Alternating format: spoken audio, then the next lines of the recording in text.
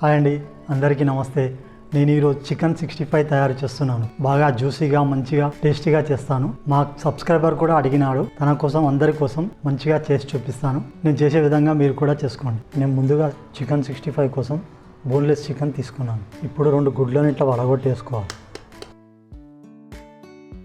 1 చెంచా అల్లం వెల్లిగడ్డ పేస్ట్ వేసుకోవాలి. సగం చెంచా ధనియాల పొడి వేసుకోవాలి. కొద్దిగా జీలకర్ర పొడి కూడా వేసుకోవాలి.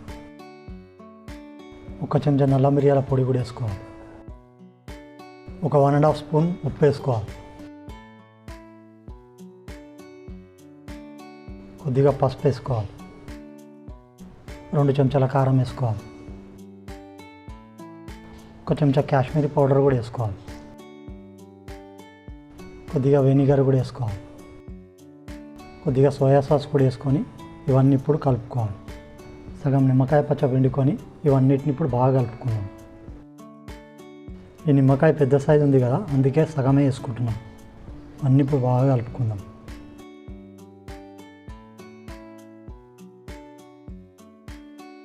ఇప్పుడు 3 చెంచాల కార్న్ఫ్లోర్ వేసుకోవాలి.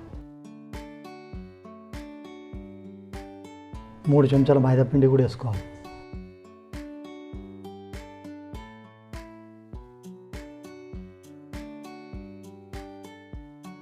ఇప్పుడు డీప్ ఫ్రై చేసుకోవడానికి ఆయిల్ వేసుకుందాం.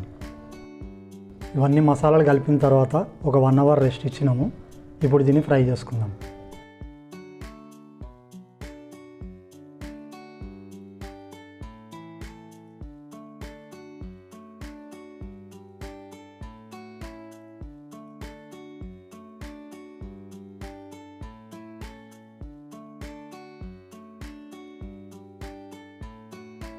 ఇప్పుడు ఈ ఫ్రై అయినా తీసి పక్కన పెట్టుకుందాం.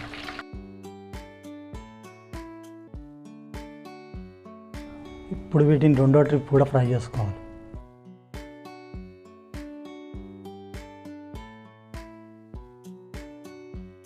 ఇవి 2వ ట్రిప్ కూడా ఫ్రై అయినాయి, తీసి పక్కన పెట్టుకుందాం. ఇప్పుడు 65 గ్రేవీ కోసం కొన్ని పచ్చిమిరపకాయలు, ఎల్లిపాయలు, కలమాకు ఇట్లా కట్ చేసుకొని వేసుకోవాలి. ఇప్పుడు ఇందాక 65 గ్రేవీ ఉంది కదా, మనం చికెన్ అంతా కలుపుకున్న మసాలా దాంట్లోనే పెరుగు వేసుకొని వేసుకోవాలి.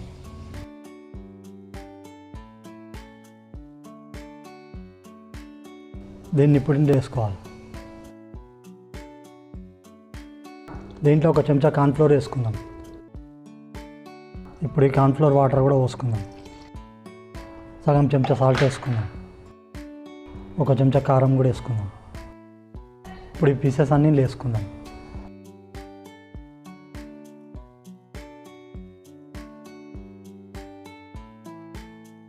ఇప్పుడు కొద్దిగా కలమాకు వేసుకుందాం.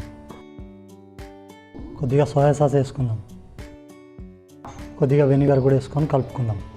కొద్దిగా టమాటా సాస్ కూడా వేసుకోవాలి. 2-3 పచ్చిమిరపకాయలు ఇట్లా కట్ చేసుకొని వేసుకుందాం. ఇట్లా జ్యూసీగా టేస్ట్ మస్తు ఉంటుంది. తర్వాత సర్వ్ చేసుకుందాం.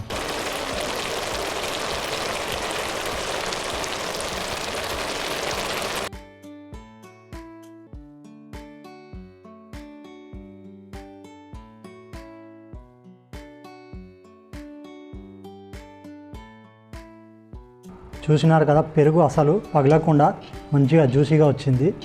సేమ్ నేను చేసిన విధంగా మీరు కూడా చేసుకోండి, ఎంజాయ్ చేసుకోండి, మంచిగా తినండి.